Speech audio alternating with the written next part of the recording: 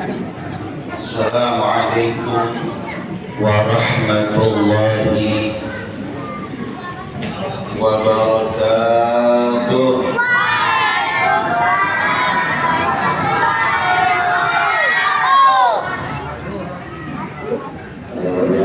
Semangat ini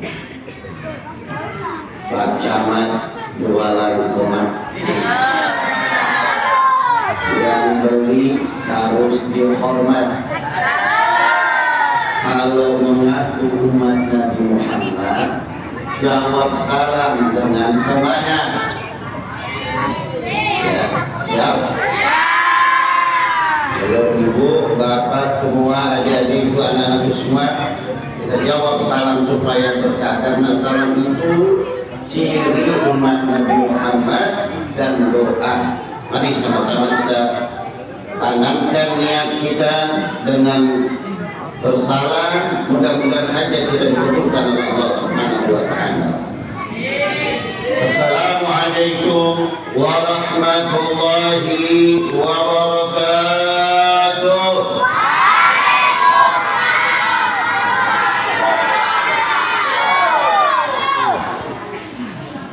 Alhamdulillahilladzi qala fi kitabihil mubin وهو أصدق القائلين وما أرسلناك إلا رحمة للعالمين والصلاة والسلام على أشرف الأنبياء والمرسلين سيدنا وحبيبنا ومولانا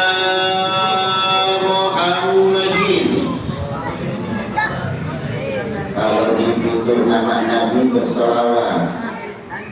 Siapa yang berselawat dia akan berkah. Tapi yang tidak berselawat dapat ancaman dari Nabi. Wailul liman lam ra'ani yaumal qiyamah. Neraka wail bagi orang yang tidak melihat aku di hari kiamat. Sahabat bertanya, siapakah dia ya Rasulullah yang tidak melihatmu? Bila dzukirtu falam yusalli alaihi, apabila ditutur namaku, disebut namaku, kupingnya dengar, mulutnya bisa berbicara, tapi dia berselawat kepadaku, kata Nabi, neraka wel bagi umat yang demikian. Alhamdulillah. Makanya kita dawamkan selawat, ya. Sayyidina wa habibina wa maulana Muhammadin. Allahumma shalli wa sallim wa barik alaihi wa ala alihi wa ala alihi wa sahbihi ajma'in. Qala subhanaka la ilma lana illa ma 'allamtana innaka antal alimul hakim. Rabbi shrah li sadri wa yassir li amri واحلل عقدة من لساني يفقهوا قولي. اللهم أرنا الحق حقا وارزقنا اتباعه وأرنا الباطل باطلا وارزقنا اجتنابه. اللهم يا ربي بجاه نبيك المصطفى رسولك المرتضى طهر قلوبنا يا الله، طهر قلوبنا يا الله،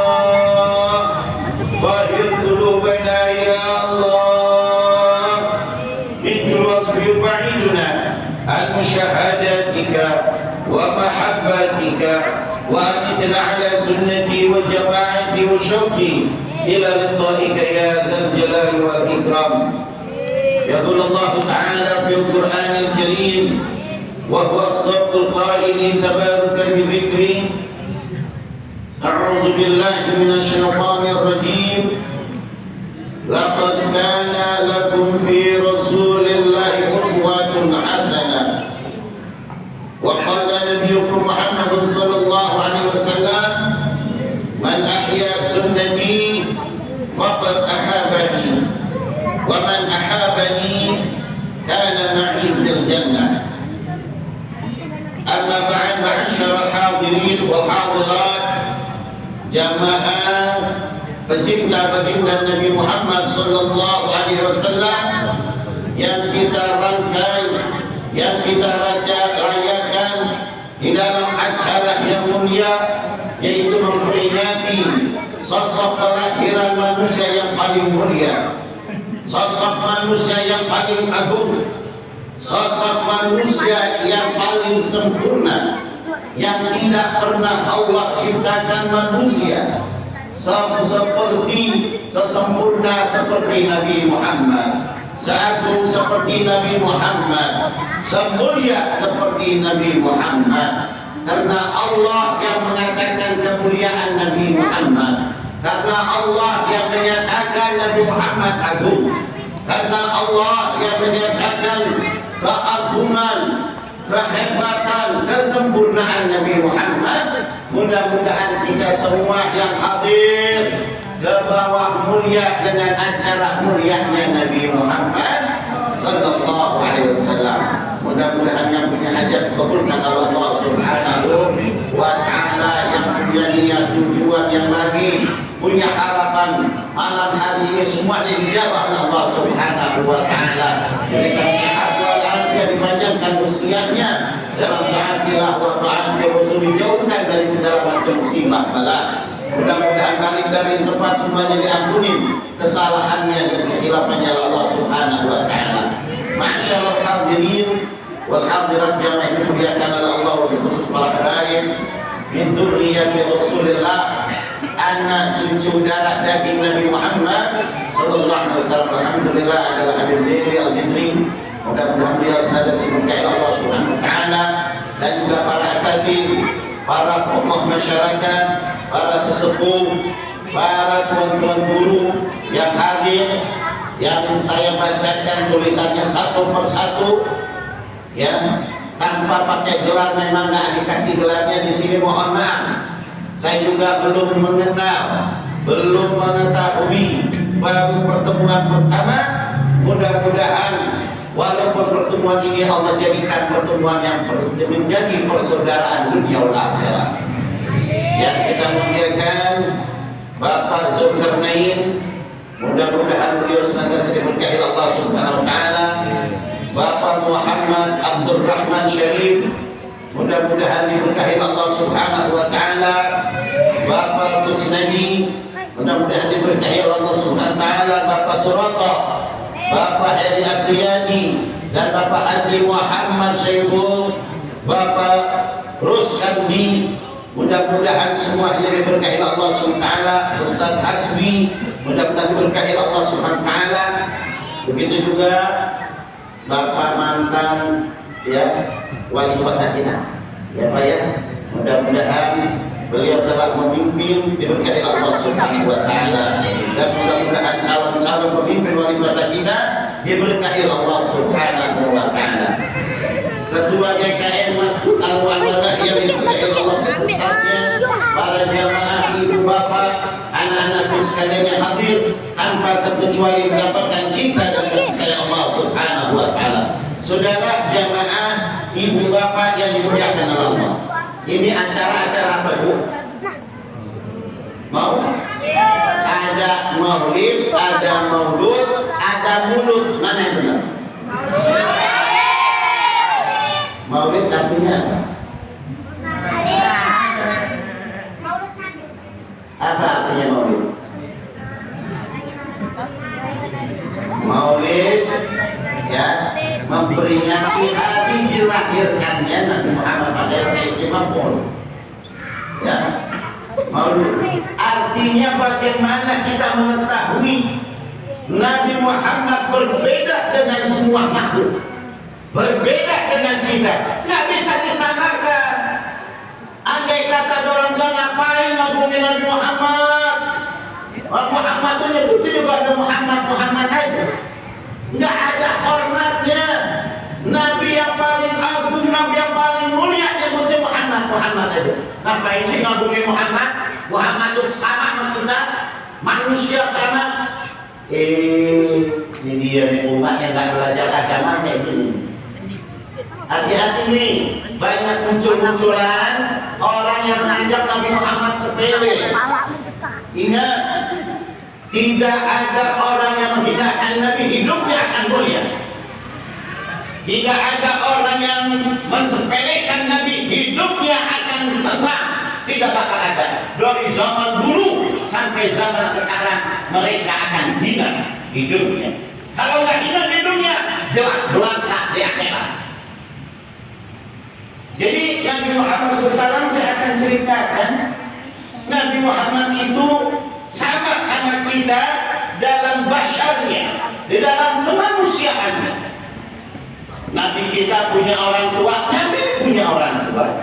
Kita dikandung, dihamilkan oleh ibu kita, sama Nabi juga punya ibu yang menghamilkan, yang mengandung, bahkan ibunya sama dengan ibu kita melahirkan. Cuma perbedaannya antara Nabi Muhammad lagi dikandung oleh ibunya dengan kita dikandung oleh ibunya beda. Kita tanya ibu-ibu dulu, sebelum mengandung ada acara nidam. Nidam, orang Betawi bilang nidam, mana sini? Sama ya nidam. Itu saya mau tanya, nidam itu enak apa enggak sih? Enggak enak ya nidam. Ada yang takut sama matahari, ya. Ada yang pusing dulu, nidam. Yang paling kita kesal, istri lagi nidam, enak sama lakinya, sama suaminya bukan jauh, bau. Ada yang kayak gitu? Ada orang di sini? Ada becek. Mana saya pengen lihat orangnya? Becek. Itu kenapa ibu kok lagi ngandung kok enak sama laki, sama suami kok enak? Kenapa? Gak tahu bawaan bayi belum lahir udah disalahin. Ini kan kita macam-macam. Ada perempuan lagi hamil, pagi-pagi orang sih sarapan nasi uduk, sarapan lontong sayur, nasi kuning, dia kagak ke dapur, ke belakang makan sabun colek. Ada yang kayak gitu. Iya. Masya Allah. Salahin lagi anak. Jam 12 malam pengen makan, nggak mudah. Nah ini ketakutan, pusing terus sampai hamil. Kita ini sebagai anak musahid orang tua kita.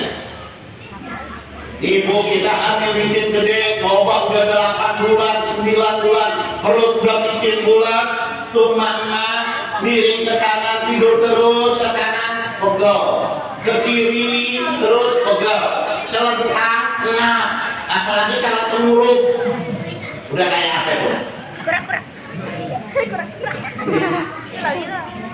Masya Allah. Ini yang terjadi kepada seluruh wanita lagi dalam keadaan nidam sampai hamil, tapi tidak terjadi kepada baginda Rasulullah. Pada Ibu Aminah tidak merasa hamil, tidak merasa nidam. Ibu Aminah sebagaimana dijelaskan dalam kitab Ma'arifis Syuhud, syarah kitab Maulid Syarafal Anam, dijelaskan Nabi alaihi salatu wassalam pada saat Nabi dikandung oleh ibunya nggak merasa pusing, kagak merasa enak, kagak merasa apapun, biasa aja, sehingga beliau tahu lagi hamil. Mimpi dengan Nabi Allah Adam, datang Nabi Allah Adam, ya Aminah, beruntunglah engkau karena di janinmu telah menaruhkan kekasihnya. Engkau bakal mengandung seorang kekasih Allah, seorang Nabi yang paling mulia. Siapa kamu? Aku adalah Abu Bashar, Nabi Allah Adam. Bulan kedua mimpi lagi sama Nabi Allah Nuh. Datang lagi ya Aminah, wahai ibu Aminah, bersyukurlah engkau karena dijadimu mendapat Allah taruhkan pemimpin seluruh anbiya, pemimpin dunia dan akhirat, pemimpin seluruh makhluk. Bersyukurlah engkau. Bulan ketiga datang lagi Nabi Allah Ibrahim. Nabi Ibrahim berkata, ya Aminah, beruntunglah engkau lagi mengandung semua mah bagi mengandung pemimpin yang membawa akhlak, membawa agama rahmatan lil alamin. Terus setiap bulan mimpinya dengan Nabi lagi hamil. Beda gak sama ibu-ibu? Ibu-ibu lagi hamil mimpiin siapa? Ada mimpiin Nabi. Bagaimana dari hamilnya aja udah beda. Makanya hati-hati nih, jangan ada istilah kita mensepelekan Nabi.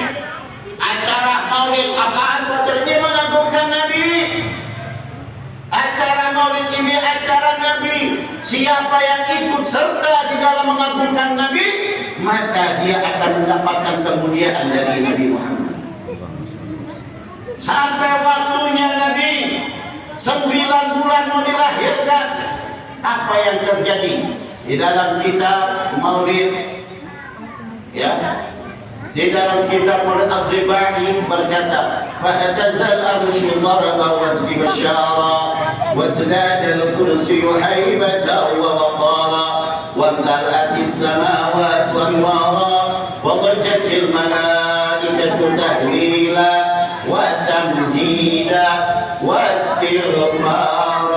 Subhanallah, alhamdulillah, la ilaha illallah, wallahu akbar, subhanallah, alhamdulillah, wa la ilaha illallah, wallahu akbar, subhanallah, alhamdulillah, wa la ilaha illallah, wallahu akbar.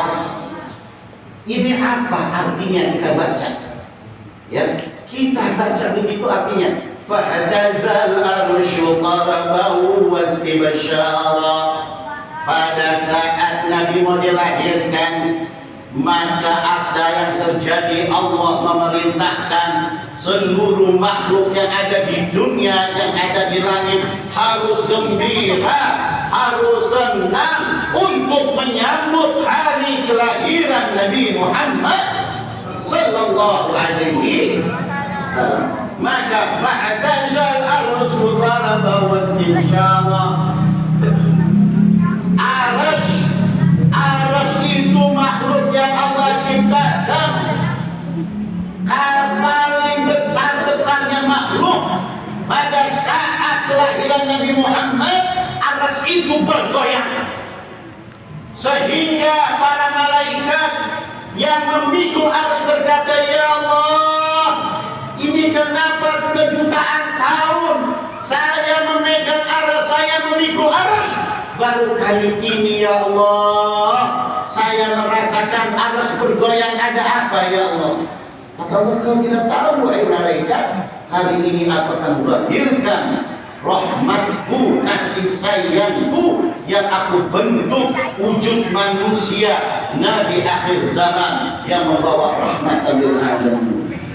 Arsy ini besar, andai kata dunia dan langit dijadikan satu, ditaruh di tengah arsy seperti gunduk ditaruh di tanah lapangan bola.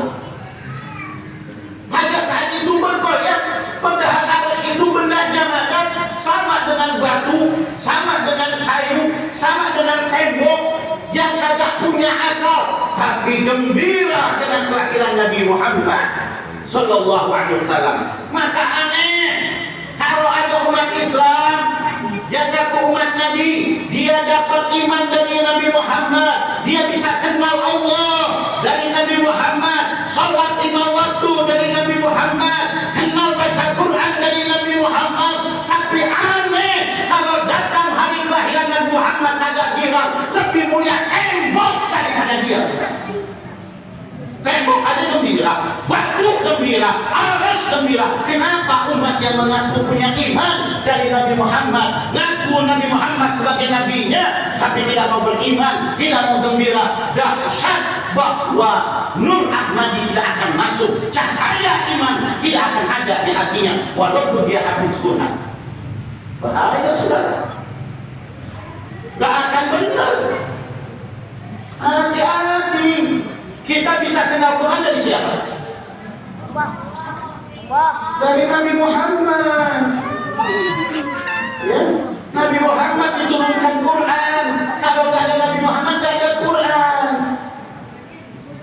Awas nih, Nabi Muhammad ditutupnya megang Quran, ya. Maka Quran itu turunkan kepada Nabi Muhammad. Nabi Muhammad mengajarkan kita.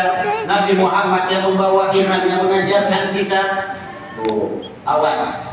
Makanya ingat, jamaah semua, di mana ada acara maulid agungkan Nabi Muhammad, baca selawat Nabi Muhammad, diri mengagungkan diri. Oh, itu kan nggak ada zaman Nabi. Awas, aduh. Ini aliran-aliran jangan sampai masuk ini. Ya. Hati-hati nih, dikit-dikit bid'ah. Ya kan ada pernah dengar kayak gitu kan? Hati-hati nih, tahu bid'ah tapi nggak paham bid'ah, nggak ngaji bid'ah. Buka dalam kitab Al-I'tisam, buka di dalam kitab Al-Usul Iblis, buka di dalam kitab Mufidul Ulum, buka dalam kitab Aqidah Ahlussunnah wal Jamaah. Ya. Buka dalam kitab-kitab yang jelasin bid'ah itu bukan hukum. Hukum itu 5 yang disebut kitab taklifi. Ada haram, ada wajib, ada sunnah, ada makruh, ada mubah. Kalau dalam tauhid tambah lagi, ada sahih, ada batil. Ya, hati-hati nih. Bid'ah itu bukan hukum. Bid'ah itu perkara yang baru-baruan yang tidak ada di zaman Nabi. Itu bid'ah. Apa itu bid'ah? Kita semua bid'ah. Pakaian kita bid'ah. Ini pakai salon, ini pakai nik bid'ah. Ya. Bid'ah semua. Al-Quran itu tulisan Quran bid'ah. Karena di zaman Nabi tidak ada tulisan Quran 30 juz. Tidak ada. Di zaman Sayyidina Abu Bakar nggak selesai, zaman Sayyidina Umar nggak selesai, di zaman Sayyidina Utsman. Itu pun nggak ada harkat, nggak ada titik, polos aja. Antara bata saknun sama, nggak ada titiknya. Bingung nggak kita? Di zaman tabi'in baru dititikin bid'ah. Kalau disebut bid'ah, sesat ya Al-Quran tulisannya sesat. Coba, tuh gak ngerti bid'ah gitu tuh. Ya, apalagi bid'ah? Kitab hadis bid'ah, sahabat gak pernah nulis hadis, cuma dihafalin. Imam Bukhari bukan sahabat, Imam Muslim bukan sahabat, Imam Dailami bukan sahabat, Imam Abu Dawud yang dalam Sunan Abi Dawud bukan sahabat, Imam Tirmidzi bukan sahabat. Beliau menulis kitab hadis yang sekarang dipegang oleh seluruh umat Islam. Bid'ah juga. Ya. Makanya hati-hati. Nih yang saya jelasin. Makanya saya sedikit akan nyinggung dulu masalah bid'ah, supaya kita ini jangan ditakut-takutin dengan bid'ah. Dikit-dikit bid'ah, wa kullu bid'atin dhalalah, wa kullu dhalalatin finnar. Astagfirullah. Hadis bukan ente doang yang baca.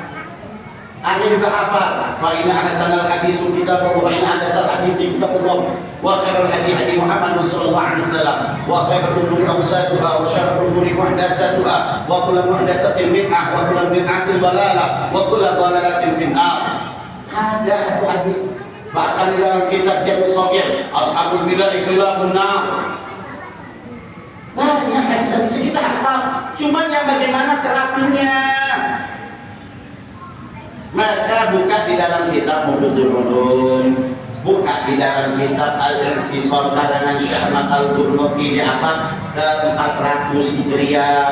Ulama hebat dua jilid. Bid'ah itu dibagi dua, ada bid'ah syar'iyah, ada bid'ah lughawiyah. Bid'ah syar'iyah ya kullu man ya kullu qawlin aw fi'lin yukhaliful kitaba wa sunnata awil ijma'a bil qiyas wa huwa bid'atun. Setiap ucapan, tingkah laku, perkeyakinan, etikot yang bertentangan dengan Al-Quran, yang bertentangan dengan hadis, bertentangan dengan ulama, bertentangan dengan qiyas, itu bid'ah. Nah ini bid'ah fil i'tiqad. Yang bid'ah sesat itu bid'ah fil i'tiqad. Bid'ah apaan? Qadariyah, yang nggak percaya dengan Allah, nggak percaya dengan takdir Allah. Jasimiyah, yang mengatakan Allah itu berjisim sama dengan manusia, Allah itu punya tangan, punya kaki. Nah itu sesat tuh, itu bid'ah. Itu nggak ada toleransi lagi, nggak ada toleransi, karena sudah menyangkut akidah. Maka yang ini sesat, menyesatkan. Ini tempatnya dinolakan. Yakin ijma seluruh ulama yang mengatakan bahwa malaikat Jibril itu salah nurunin wahyu, harusnya ke Sayyidina Ali bukan ke Nabi Muhammad. Itu salah. Ya. Nah ini nih banyak harus dipelajari, harus hati-hati. Adapun bid'ah dalam ibadah terbagi 5. Ada bid'ah wajibah, ada bid'ah muharramah, ada bid'ah mandubah, ada bid'ah makruhah, ada bid'ah jaizah. Bid'ah wajibah apa? Al-Quran, hadis. Itu bid'ah tapi wajib, harus kita tahu. Kalau nggak ada tulisannya gimana kita mengenal? Bid'ah muharramah bagaimana? Ya acara kayak gini nih campur nggak pakai alat-alat ini termasuk bid'ah muharramah. Harusnya ada sekat antara laki dengan perempuan, nggak boleh tercampur. Mau pengajian bagaimanapun, mau sholat bagaimanapun harus terpisah. Sandalnya pakai sitrah, pakai hijab, pakai alin-alin. Nah itu bid'ah muharramah. Ada lagi bid'ah mandubah. Apa bid'ah yang sunawiyah atau bid'ah hasanah? Yaitu ngadain acara maulid. Ini kenapa di acara maulid ini termasuk bid'ah hasanah, bid'ah mandubah? Karena di dalamnya ada zikir, ada baca Quran, ada sholawat, ada silaturahmi, ada sedekah, ada mau'izah hasanah. Semua itu nggak bertentangan. Zikir Quran disuruh baca Quran, berzikir disuruh berzikir, berselawat disuruh berselawat, ya. Terus silaturahmi ada dalilnya silaturahmi, sedekah ada dalilnya sedekah, mau'izah hasanah ada, nggak bertentangan. Makanya itu masuk bid'ah hasanah. Jangan sampai kita bilang dikit-dikit bid'ah. Ya Allah, ente juga pakai baju model-model bid'ah. Ini sholat pakai karpet bid'ah. Bid'ah. Hati-hati. Maka dari itu yang keempat bid'ah makruhah, di mana masjid ditulis-tulis ayat kalimat-kalimat Quran tuh, yang di sholat masjid tulis maupun ayat-ayat Quran itu bid'ah makruhah, nggak boleh. Tapi kalau ditulis juga nggak jadi masalah, karena makruh apa dikerjakan tidak berdosa, ditinggalkan dapat pahala. Ada lagi bid'ah jaizah. Ya makanan tuh, makanan zaman Nabi nggak enak-enak, zaman kita rendang. Di zaman Nabi mana ada rendang? Ada apa lagi belado? Itu bid'ah juga tapi jaizah, boleh. Kita pakai jam tangan, pakai cincin yang bagus, pakai batu-batunya, pakai jas. Ini semua bid'ah. Kan jadi masalah. Jadi bid'ah-bid'ah itu hati-hati, jangan sampai kita ini ke propaganda otak kita.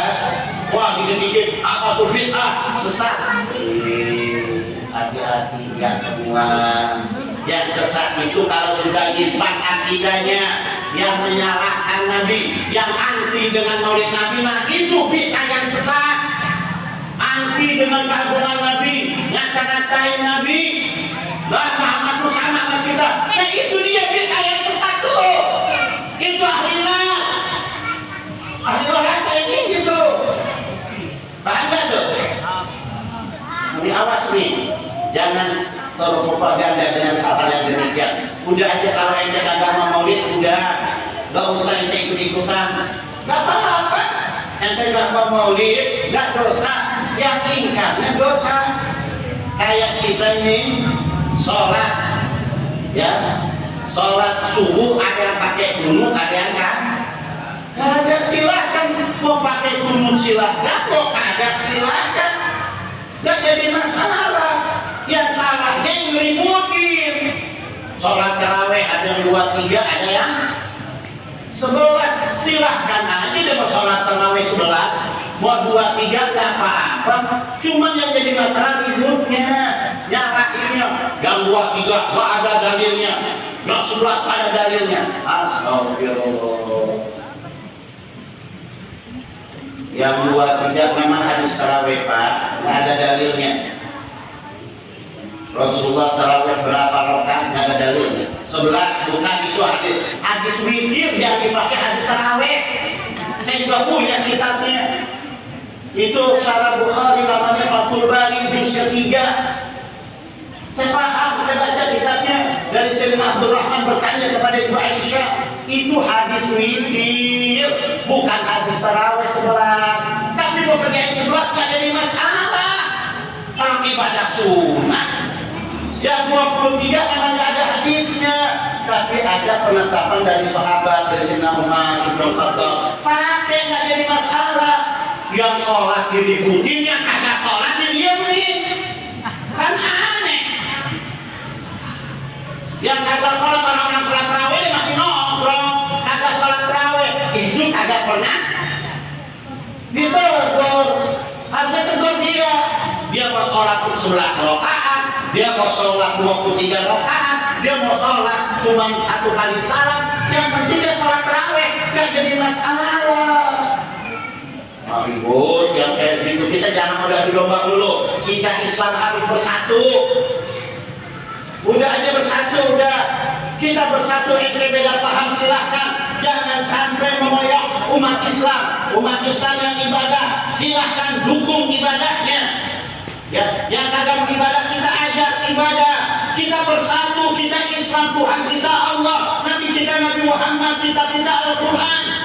Ya, kita Ka'bah, dan kita mengakui umat Islam adalah saudara kita. Bersatu. Jangan kita bercerai-berai. Jangan mau kita diadu domba. Bersatu. Al-Muslim, Al-Muslim, Al-Jasadil Wahid. Islam sesama Islam, satu badan. Harus sama suka, sesama senang, sesama duka, sesama kita merasakan, sesama kita bersama-sama. Itulah Islam yang beriman.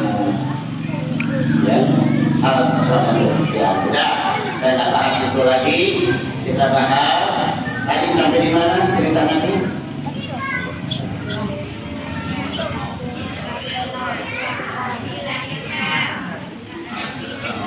Aras belum lahirin belum.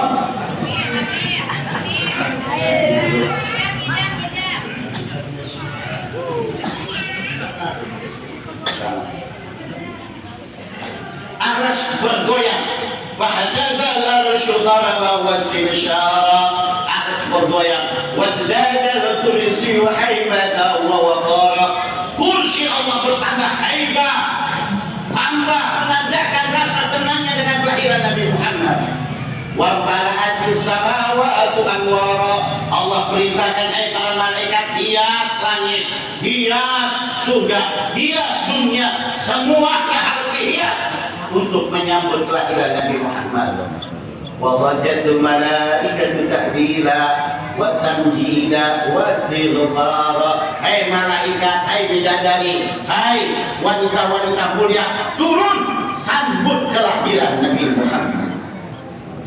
Maka pada saat itu posisi Ibu Aminah radhiyallahu anha, ibunya Nabi, ada di rumah ditemani oleh Siti Suhaibah Aslamiyah. Gak bisa tidur. Biasa kalau wanita mau melahirkan itu udah waktunya, aduh ada perasaan gimana, gak bisa tidur.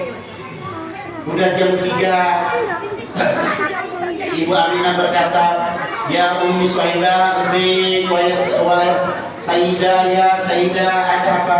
Bisakah engkau mengambilkan aku air? Bisa. Keluarlah Ibu Suhaibah. Disitulah terjadi hal yang sangat menakjubkan, yang aneh. Bagaimana? Ibu Aminah lagi duduk sendirian di dalam kamar, maka mendadak-dadak atap rumah hilang, turun bergemuruh ribuan jutaan malaikat dan bidadari dan 4 wanita mulia turun sembari membaca subhanallah walhamdulillah wa la ilaha illallah wallahu akbar. Ribuan bergemuruh. Ibu Aminah ketakutan. Bayangin, ini dahsyat kejadiannya. Gak usah Ibu Aminah lah. Ini saya lagi ceramah begini, bapak, ibu, adik-adik semua kumpul. Lagi saya ceramah gini, mendadaknya atap masjid hilang, turun makhluk yang kayak gitu. Kira-kira bapak ibu kemana? Nah ini saya ditinggalin. Kan kayak gaknya begitu tuh. Masa saya ditinggalin? Kenapa tinggalin saya? Karena ketakutan. Bagaimana dahsyatnya. Maka Ibu Aminah kaget. Tenang Ibu Aminah, turun. Malaikat yang menyerupai burung datang. Apa? Ya wahai Umi Aminah, ya Sayyidah Aminah, jangan takut. Kami semua adalah para malaikat. Sembari bawa satu wadah. Yang wadah ini terbuat dari emas, berlian, intan permata. Yang isinya air, putihnya lebih daripada susu, manisnya lebih daripada madu, dinginnya lebih daripada es. Menghampiri Ibu Aminah, isyarahi ya Aminah, minum wahai Ibu Aminah. Maka pas Ibu Aminah minum, tenang hatinya. Seakan-akan Ibu Aminah seada seperti di luas lapangan, sehingga Ibu Aminah melihat gedung-gedung yang ada di negara Syam. Ini penuturan Ibu Aminah. Maka itu sih hanya mimpi. Ya Allah, Nabi yang menyampaikan kelahiranku kayak begitu, kata Nabi. Setelah itu Ibu Aminah melihat ada 3 bendera yang ditancapkan, satu di atas Ka'bah, satu lagi di Yasrib, satu lagi di Syam. Ini yang diisyaratkan mauliduhu bi Makkah wa hijratuhu bil Madinah wa sultanuhu bi Syam. Lahirnya di kota Mekah dan nanti hijrahnya di Madinah, kerajaannya di negara Syam. Belum lahir sudah dikasih tanda-tanda oleh Allah, bahkan anaknya bakal menjadi pemimpin dunia. Beda. Makanya kalau kita belajar tentang sejarah Nabi, kita akan berkagum-kagum dengan Nabi. Tidak akan ada sedikit pun hati kita ingin menghinakan Nabi Muhammad atau menyamakan, jangan menyamakan Nabi Muhammad dengan siapapun. Nggak berani. Kecuali Allah kita memadah Nabi Muhammad, tapi sebatas Nabi, bukan sebagai Tuhan. Tidak boleh. Ya. Nabi Muhammad sampai demikian tinggi derajatnya Nabi Muhammad. Setelah itu beres, Siti Aminah melihat datang 4 wanita, satu duduk di depan, yang satu lagi duduk sebelah kanan, sebelah kiri, sebelah depan duduk. Yang depan dijikin kakinya, ditanya, Masya Allah, itu wanita mana cantik amat.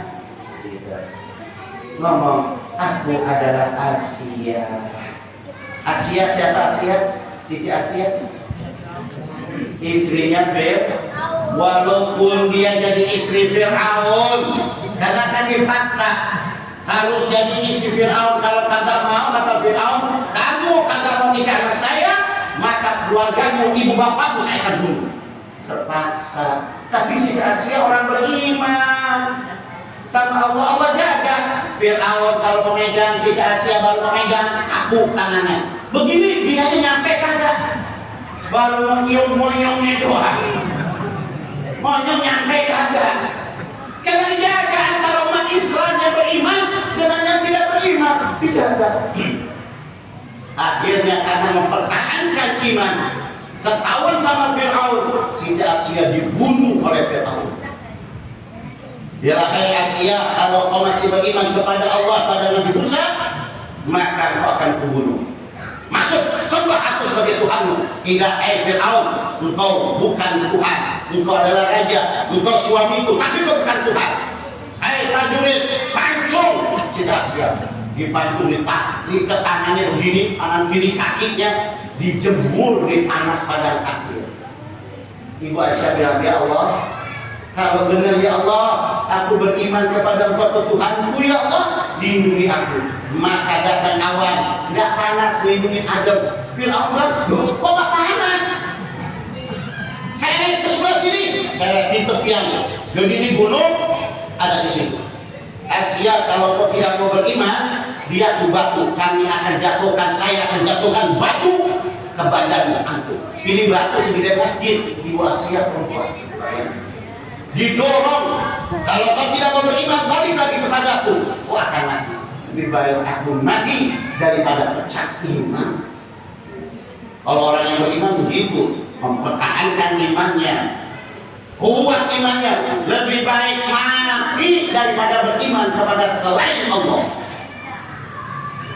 Baik, prajurit, lemparkan ke batu, didorong ke batu sebesar tinggi ketinggian 30 meter akan menghantam Ibu Aisyah, Ibu Asia.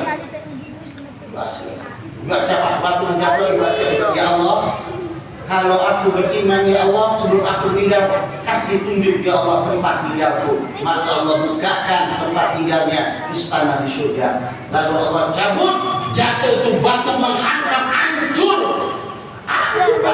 Batu menghantam kita, pecah semuanya. Tapi sudah meninggal. Tapi datang pada saat itu berupa wanita yang cantik, yang bagus, yang bercahaya karena mempertahankan iman. Aku Asia kepada ibunya. Masya Allah, dilihat, kamu siapa ya sebelah? Katanya, sebelah kanan berkata, aku adalah Ibu Sarah. Siapa Sarah? Siti Sarah siapa? Istrinya Nabi Allah Ibrahim. Masya Allah, Ibu Sarah. Sebelah kirinya siapa? Aku adalah Ibu Hajar.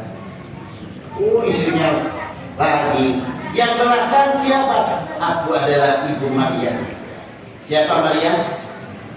Ibunya Nabi Isa. Dua kanan kiri istrinya Nabi Ibrahim, depan belakang ini ibu ya, tapi masih pada gadis, masih pada perawan. Wanita mulia. Kenapa? Ini ada rahasianya. Kenapa Ibu Maryam dan Ibu Asia datang? Karena kita ini sekarang akan menyaksikan. Ini saya sampaikan, Nabi bertanya, ya Nabi, kenapa Ibu Maryam dan Ibu Asia datang pada saat kelahiran engkau? Apa jawab Nabi? Dia menyambut kelahiran suaminya. Nanti aku yang akan menikahi Ibu Maryam dan Ibu Asia.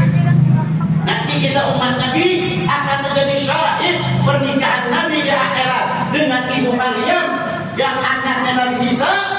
Begitu juga Ibu Asia istrinya Mantep, bukan istrinya Fir'aun. Nanti kita akan nyaksikan. Maka alhamdulillah luar biasa. Setelah itu udah dipegang diusus perutnya. Gak lama Ibu Siti Suhaibah datang, lihat orang penuh. Ya, siapa jangan takut. Hai Suhaibah, terus mau lahir. Kalau ibu-ibu mau lahir enak apa enggak, Bu? Bu? Masih hidup? Gak ada suara. Ibu lahirin enak apa enggak? Enggak, benar. Yakin? Punya anak udah berapa? 3, segitu gak enak 3. Sakit aja 3, lagi ada 1. Luar biasa ya.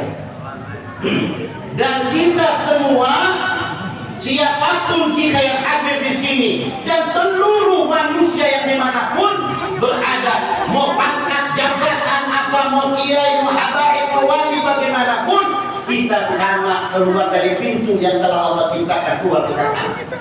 Wah, hadir saya dia salah, saya enggak, saya disesat, itu lain lagi. Kalau Nabi, dari mana kelahiran Nabi? Nabi kelahirannya bukan dari pintu yang telah Allah ciptakan, tapi dari bawah pusar Ibu Asia, Ibu Aminah terbuka sendiri, tanpa disesat, terbuka, tanpa ada darah. Nabi dilahirkan sudah terbungkus dengan sutra sendus hijau. sudah pakai celak sifat mata, sudah dikhitan.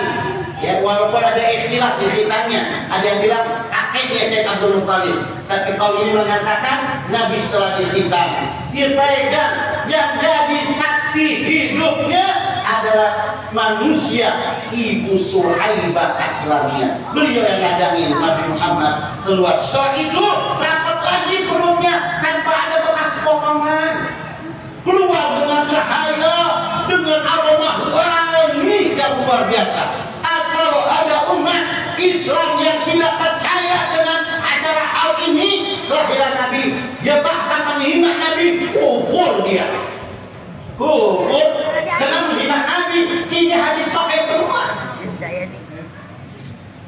Dan Ibu Asia, Ibu Suhaibah Aslamiyah yang meriwayatkan ini, dan ibu kandungnya Nabi yang memberitahu ini, dan sudah menjadi gelar kemana-mana kelahiran Nabi Muhammad. Setelah itu ditaruh Nabi Muhammad, lalu Nabi Muhammad langsung sujud.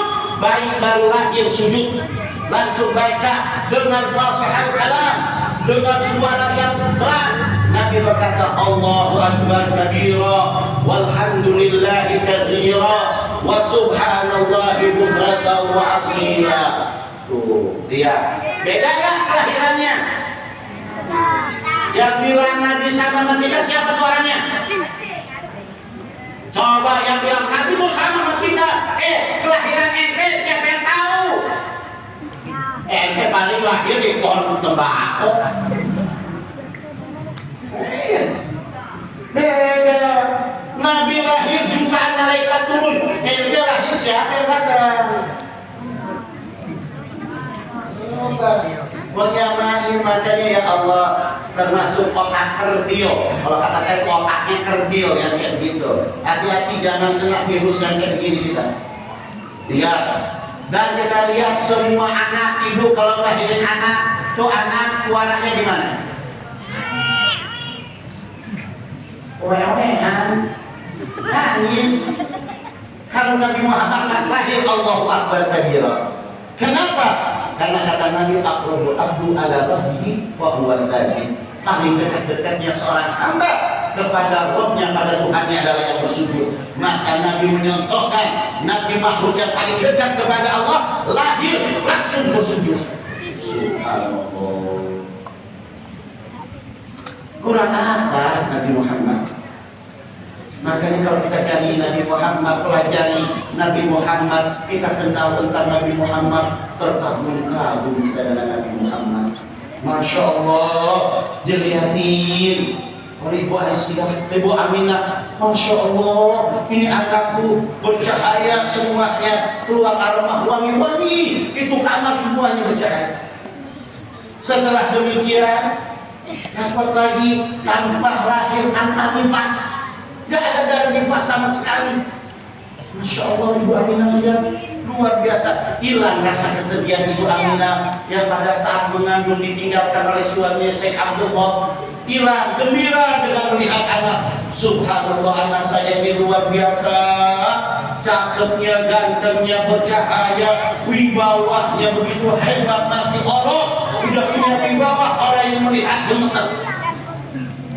Maka setelah itu ini seorang budak Siti Suhaibah Aslamiyah yang menjadi bidannya Nabi Muhammad, kelahiran Nabi Muhammad, lalu lari ke tuannya karena dia budak, budaknya Abu Lahab. Abu Lahab ini pamannya Nabi. Langsung ketok pintu. Tuanku, ada apa? Malam-malam mau subuh. Aku kasih kabar gembira. Kabar gembira apa ya Suhaibah? Putra saudara Syekh Abdul Muttalib lahir anak laki-laki. Masya Allah, subhanallah. Ya Suhaibah, tidak ada lagi kabar yang gembira yang pernah aku dengar kecuali kabar kelahiran keponakanku, anaknya Abdul. Maka engkau telah membawa kabar gembira, aku bebaskan engkau, tidak lagi jadi budak. Dalam sebuah hadis Nabi mengatakan, Abu Lahab segitu kejihnya, segitu tidak berimannya kepadaku, melawan dalam perjuanganku, tapi dia gembira dengan kelahiranku. Setiap hari Senin Allah tidak siksa, Allah hentikan siksanya sampai sekarang di dalam kuburnya. Abu Lahab itu ya bisa merasakan air. Ya. Ini kalau bagi orang-orang yang hatinya munafik, ya, nggak mungkin kayak gitu. Kita nggak percaya hadisnya, nggak percaya kufur yang keluar dari Islam sekarang. Hati-hati. Nggak percaya karena benar ini hadisnya ada, hadisnya sahih. Hati-hati. Terkadang kan kita ini belajarnya sama yang salah pilih. Salah pilih guru begitu. Ikutin kita nih, daerah kita nih Ahlus Sunnah wal Jamaah, Syekh Khatib As-Sambasi itu, Syekh Muhammad Khatib As-Sambasi itu ulama hebat. Ikutin ulama-ulama kita terdahulu, beliau adalah para wali yang mengajar-ajarkan kita semua. Ikuti pejuang-pejuang kita para ulama-ulama Ahlus Sunnah wal Jamaah. Jangan ikutin yang baru-baru muncul. Ya, hati-hati belajar yang benar. Ya. Kalau nggak percaya, yuk kita bedah kitabnya, bawa hadis-hadisnya. Ada, hati-hati nih. Ini saya udah ngasih tahu. Jadi bebas, mumpung ada acara kayak gini. Besok-besok terserah kalau masih mengikuti yang kayak begitu. Kira-kira kalau Nabi Muhammad kelahirannya kayak gitu secara logika dulu, saya mau tanya, pantas nggak? Nabi Muhammad kelahirannya model kayak tadi, lahirnya bagus, terus bercahaya wangi, pantas nggak? Pantas. Kenapa? Berbeda, itu kekasih Allah. Langsung Allah yang menjadikan kekasihnya. Kalau kita kekasih siapa? Ada kasih siapa? Awas hati-hati. Ingat, tidak akan iman umat Islam kuat kalau dia nggak ada cintanya sama Nabi, nggak ada takdirnya. Imannya walaupun hebat ibadahnya, ahli masjid, sholat tiap hari, dia sholat 5 waktu di masjid, iktikaf di masjid, tahajud, baca Quran, tapi sama Nabi sekecil, menghina Nabi, haram imannya bakal ada dia, akan mati sakratul maut, pecah imannya. Na'udzubillah. Karena tidak akan sah iman seseorang kalau tak beriman kepada Nabi. Beriman kepada Nabi bukan hanya sekedar beriman, harus mengagumi, harus meyakinkan bahwa Nabi adalah Nabi yang paling mulia, yang paling agung. Begitu Allah yang menyatakan, wa innaka la'ala khuluqin 'azim. Allah sampai wa innaka wa istinaf dijadikan li taukid, inna haqqut taukid la'ala haqqut taukid, khuluqin 'azim disifatkan dengan azim. Tidak ada lagi budi pekerti yang mulia kecuali engkau ya Rasulullah. Tidak ada lagi kelas yang paling tinggi, akhlak yang paling tinggi, ilmu yang paling tinggi, kesempurnaan yang paling sempurna kecuali engkau ya Rasulullah. Allah yang menyatakan kalau Allah sudah memuliakan, kenapa ente kagak mulia lagi? Ngaku umat Nabi Muhammad. Hati-hati. Ini aneh modelnya. Ada lagi sama Nabi Muhammad. Ngaku umat Nabi Muhammad, alergi sama Nabi. Kalau ibu bapak alergi sama saya nggak jadi masalah. Saya nggak demen hadis, nggak jadi masalah. Saya nggak suka sama hadis, nggak jadi masalah. Itu urusan nanti pribadi. Tapi kalau sama Nabi Muhammad, hubungannya dengan iman. Bahaya. Ada satu kisah Imam Syekh Farosdak. Imam Farosdak ini berguru, ya. Imam ada 2 kisah, satu Imam Farosdak, satu Imam Syafi'i. Imam Farosdak terkenal. Kalau kita baca kitab klasik, kitab-kitab kuning terkenal. Beliau seorang ulama aulia. Tiap malam Jumat mimpi bertemu dengan Rasulullah. Gak sembarangan, Pak. Ulama-ulama itu yang sudah nafsunya dibelakangi, iman dan Islamnya didahulukan, akal sehat didahulukan. Suatu ketika beliau datang ke Madinah. Walaupun di situ makom Rasul, tapi belum tentu penduduknya juga cinta sama Nabi. Karena ada aliran yang saya nggak sebut alirannya, yang memang kayak begitu. Nama Imam Farosda di kuburan Nabi tawasul, baca tawasul terus memuji-muji Nabi. Kayak kita baca ya Rabbi bil Mustafa baligh maqasidana wafir lana ma mata ya wasi'al karami. Nabi begitu kita dipuji-puji sama Imam Farosda. Ada orang melihatin terus Imam Farosda nggak peduli. Saya pengen hubungan saya sama Nabi, saya nggak peduli dengan orang lain. Maka selesai, ini orang yang melihat tadi datang ke Imam Farosda. Wahai Tuhan, lebih saya kagum dengan engkau memuji-muji Muhammad, Nabi Muhammad. Oleh karena itu, sekarang saya mau mengundang engkau ke rumah. Baik? Namanya orang diundang ke rumah nggak mungkin nggak disuguhi. Ya, ayo. Ya, Imam Farosda sampai keluar Madinah. Sampai menjadi di mana? Ini jauh dari Madinah. Ini rumah saya. Masuk. Duduk. Pas duduk dia ikat badannya tangan Imam Farosda. Kenapa saya diikat? Diikat semua. Katanya ini orang, saya ngajak kamu ke sini, saya ikat karena saya benci sama kamu muji-muji Muhammad. Ada umat Islam yang nggak mau nabinya dipuji, sedangkan dia punya orang tua aja dipuji bangga. Dia punya guru, kira-kira Pak kalau kita punya guru, ada yang muji, ada yang hina, kira-kira kita kesel sama yang mana? Yang hina guru kita. Kalau ada orang yang muji-muji guru kita, demen nggak?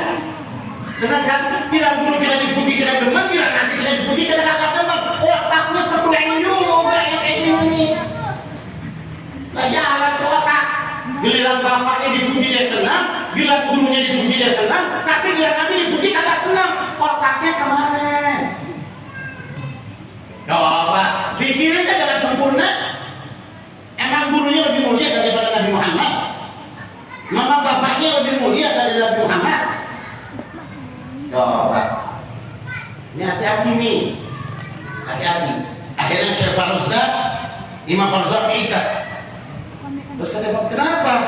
Saya nggak senang kau puji-puji Muhammad. Itu perbuatan jahiliyah, itu perbuatan kagak benar, itu perbuatan yang dibenci oleh Allah, menduakan Allah. Makanya kagak senang. Akhirnya dibongkek keluar lidahnya, ditarik, digunting. Haruslah dilepaskan. Kalau benar Muhammad yang kau puji-puji itu bisa memang Nabi, ya, yang kau puji bagus. Sekarang suruh sambungin lidah kamu, cepat suruh sambungin. Imam Farosda bawa-bawa lidahnya, Allah udah nggak sama, digunting. Bajunya macam darah, lari-larian sampai ke makam Nabi cuma ngomong, ya Rasulullah, saya punya lidah digunting, sedangkan lidah ini untuk berzikir dan berselawat, untuk baca Quran, untuk bertasbih. Sekarang digunting oleh orang yang anti selawat kepada engkau ya Rasulullah. Dia anti dengan engkau, anti kemuliaan engkau ya Rasulullah. Maka disaksikan oleh orang-orang pada saat itu ada suara, Assalamualaikum ya Farosda. Waalaikumsalam. Jawab, jangan dengar semua. Keluar tangan dari makam Nabi. Aku adalah Nabi. Mana lidahnya? Dikasih. Buka mulut, buka. Disambung. Bismillah. Pasti sambungin nempel, jadi lebih indah lagi.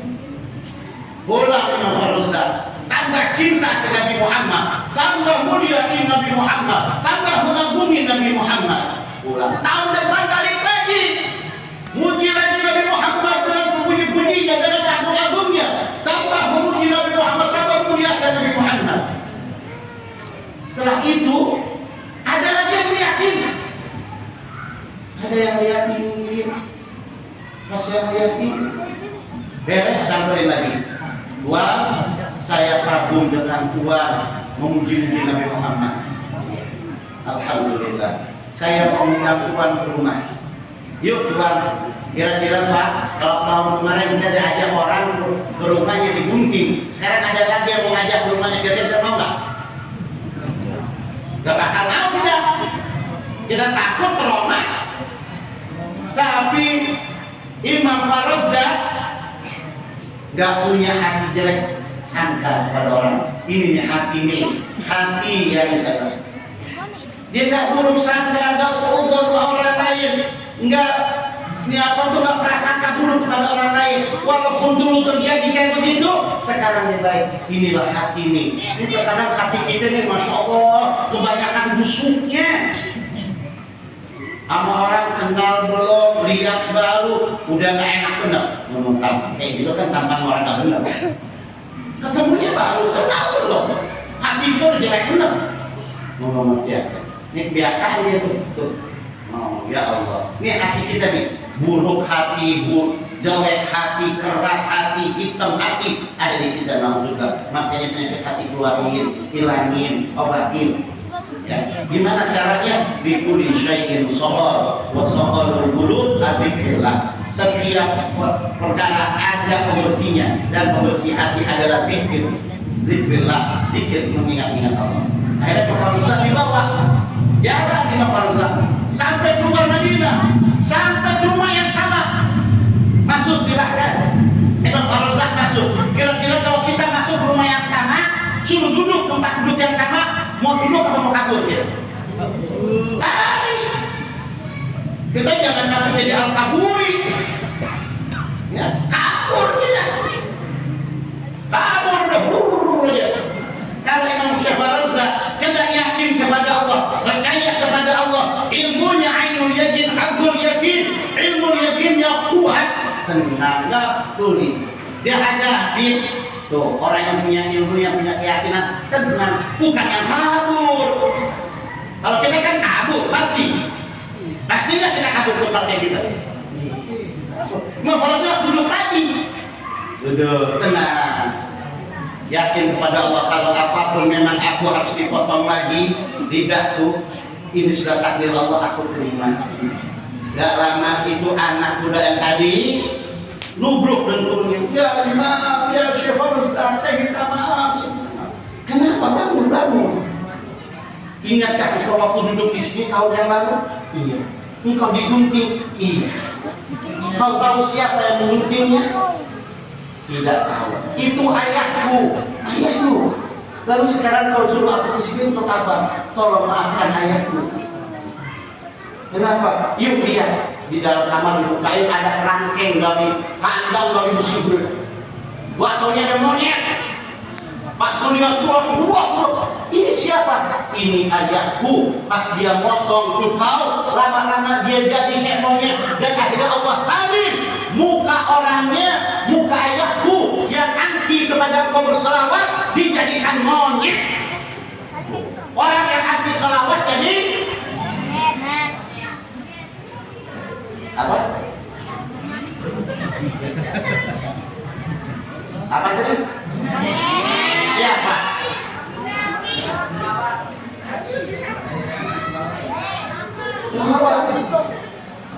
Karena dia anti dengan orang selawat, dia hajar, dia halangi orang berselawat, maka dijadikan monyet oleh Allah. Ini kisah benar. Maka Syekh Faruslah bilang apa? Aku sudah maafkan. Lihat hati orang yang suci. Pada saat dia memotong aku, sebelum lidahku nyambung, aku sudah maafkan dia. Sudah maafkan ayahku. Aku sudah maafkan.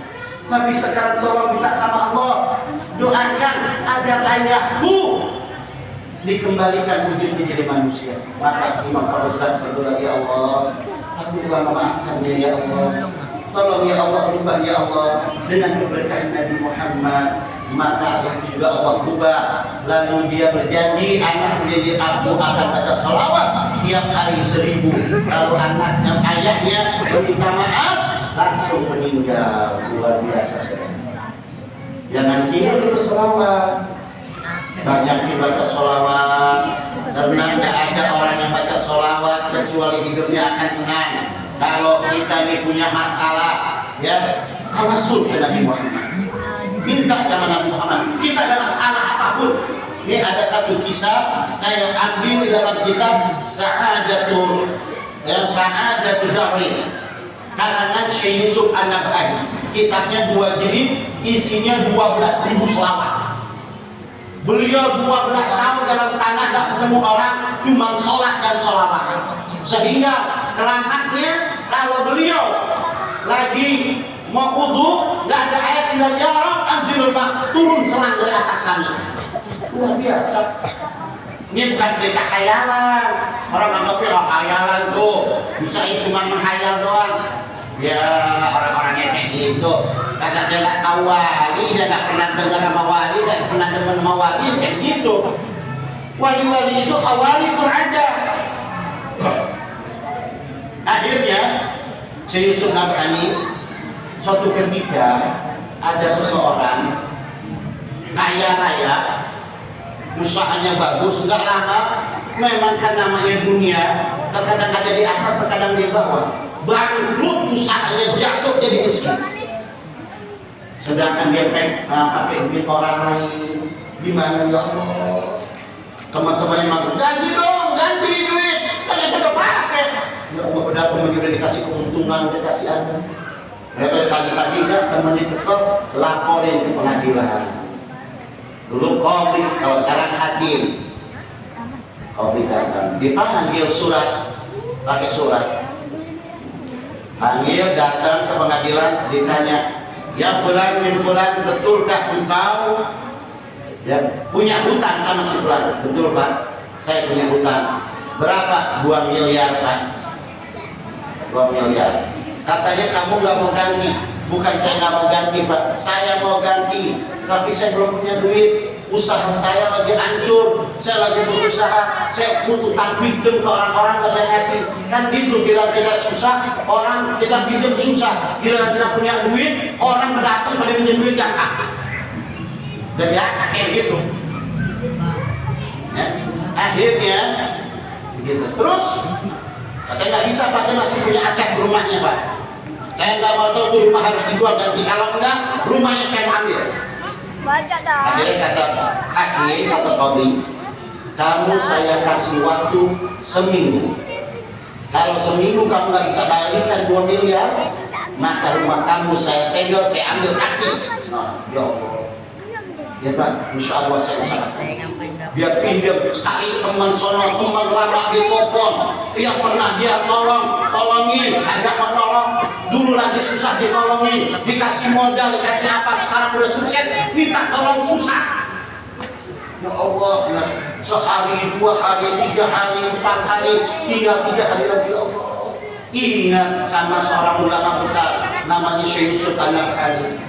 Datang ke wali, datang ke orang mulia. Assalamualaikum ya Syekh Yusuf. Waalaikumsalam. Ada apa? Datang nangis, diceritakan permasalahannya. Tinggal berapa hari lagi? 3 hari lagi. Masya Allah, ini urusan berat. Yang bisa urusan ente ringan, kecuali ikan tawasul sama Nabi Muhammad. Minta sama Nabi Muhammad jadi ringan semua. Jadi kita kalau ada masalah, kita ada tujuan, kita ada cita-cita, jangan jauhin Nabi Muhammad. Kita pengen jadi apa? Pengen berhasil, pengen sukses. Jangan jauhin Nabi Muhammad, jangan ngandelin kekuasaan kita, jangan ngandelin kekuatan kita. Oh tenang, saya berhasil nggak bisa. Allah yang menentukan. Tapi kita pakai jalur tawasul kepada Nabi Muhammad. Ingat nih, jangan tinggalin Nabi Muhammad. Mau apapun, mau sukses bagaimanapun, kenalin Nabi Muhammad, deketin Nabi Muhammad. Akhirnya kata Syekh Yusuf Nabhani gini, ini kamu saya kasih sholawat, ya, kamu dawamin, baca, minta sama Rasul. Karena syafaat Nabi bukan di akhirat aja, di dunia kita bisa disyafatin mana. Gitu. Apa salawatnya? Ini saya ijazahkan ya. Saya dari guru saya, satu dari guru saya Sayyidul Walid Al-Habib Ali bin Ahmad, Sayyidul Walid Abdurrahman As-Sigaf. Saya juga dari guru saya Kiai Haji Abdul Khalid, dari guru saya lagi Kiai Haji Muhammad Panamuddin, dari saya punya guru lagi Kiai Haji Sanwari Ahmad. Ijazah-ijazahnya banyak ini. dari saya punya guru lagi Sayyidil Habib Umar bin Muhammad bin Abid Karim, dan saya punya guru Sayyidil Habib Abuya Sayyidil Habib Muhammad bin Abi bin Abbas Al-Maliki Mufti Mekah. Saya dijazahkan ini Pak. Saya ijazahkan ini semua nih para bapak-bapak, para ibu-ibu, kalau punya hajat, punya tujuan, cita-cita, keinginan, jangan lepasin. Apalagi kita baca bareng-bareng, insya Allah dengan izin Allah, Allah akan bikin. Ya, apa salawat kamu baca? Allahumma sholli wa sallim ala sayyidina Muhammadin qaddaqat illati adribni ya sayyidi ya Rasulullah. Nenek apa lagi? Allahumma sholli wa sallim ala sayyidina Muhammadin qaddaqat illati adribni ya sayyidi ya Rasulullah. Berapa kali? Sebanyak-banyaknya. Insya Allah itu cepat pulang dia kumpul dengan mama istrinya sama anaknya. Wahai istriku, diceritakan dari guru ke Syekh Yusuf Nabhani, dikasih selawat ini. Maka habis sholat isya kumpul suami istri sama anak, baca Allahumma sholli wa sallim ala sayyidina Muhammadin qaddaqat illati adribni ya sayyidi ya Rasulullah. Allahumma sholli wa sallim ala sayyidina Muhammadin qaddaqat illati adribni ya sayyidi ya Rasulullah. Terus dia baca, terus jam 9, jam 10, jam 11, jam 12 anaknya tiduran tak kuat. Tinggal dia berdua suami istri. Jam 1 istrinya tidur, tinggal dia sendiri. Terus namanya orang ada butuh, ya, ada keinginan, dia harus berkorban, dia harus kita biarin suami istri, ya, anak istri tidur. Saya enggak. Allahumma sholli wa sallim ala sayyidina Muhammadin qaddaqat illati adribni ya sayyidi ya Rasulullah. Terus dia baca. Akhirnya lama-lama terus tidur mimpi dengan Rasulullah langsung. Rasulullah, assalamualaikum. Waalaikumsalam. Kaget dia. Kamu tidak kenal aku? Tidak kenal aku adalah nabimu. Kenapa engkau baca selawat bertawasul ini minta pertolongan kepadaku? Ada apa wahai menantu? Ya Rasulullah, saya punya utang ya Rasulullah. Langsung dia ngomong gini, kalau sampai 2 hari lagi saya nggak bayar ya Rasulullah, ini udah tinggal 2 hari lagi ya Rasulullah, sekarang besok. Kalau nggak dibayar, rumah saya dia akan diambil. Saya mau tinggal di mana? Ya sudah kata Rasulullah. Sekarang kamu bangun, pergi ke rumah putra mahkota. Sekarang kamu sampaikan salamku kepadanya. Bilang aku kirim salam. Yang kedua, kamu sampaikan bahwa cita-citanya ingin jadi raja, akan Allah kabulkan. Yang ketiga, kamu bilang kita dibayar utang. Ya, bangun sekarang, bangun.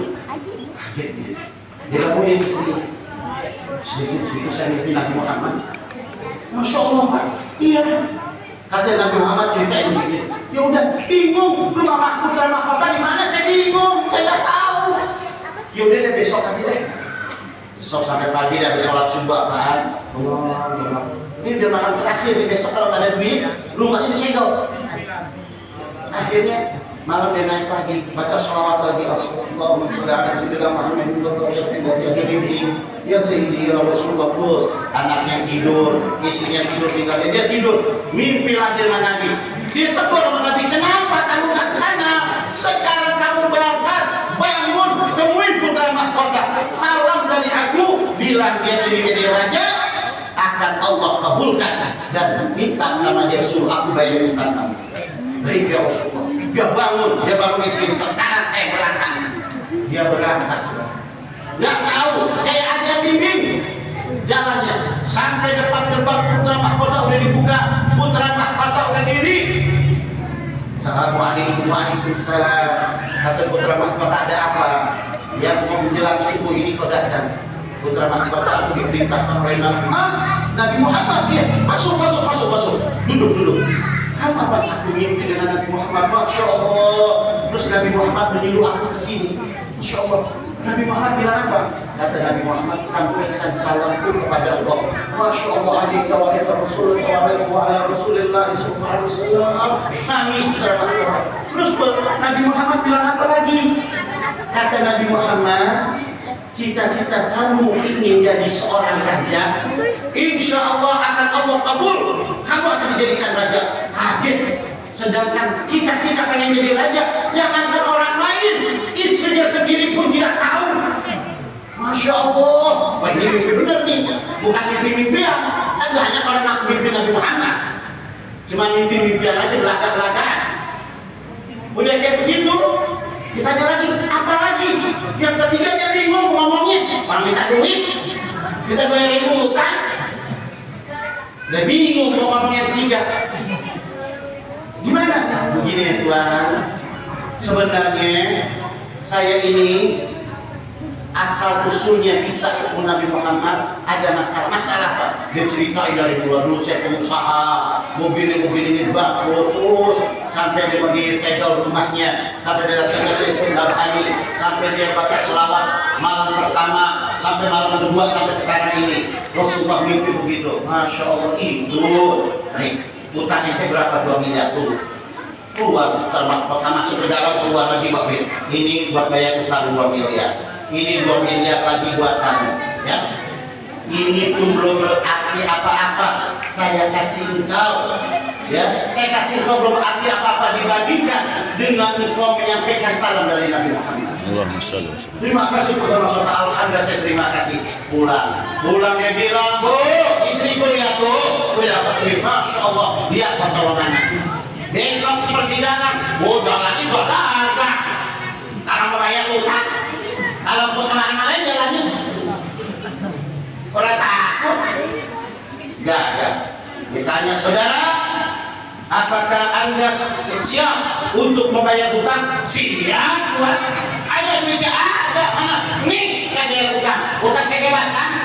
Waduh, udah berani suara. Akhirnya masih baca begitu.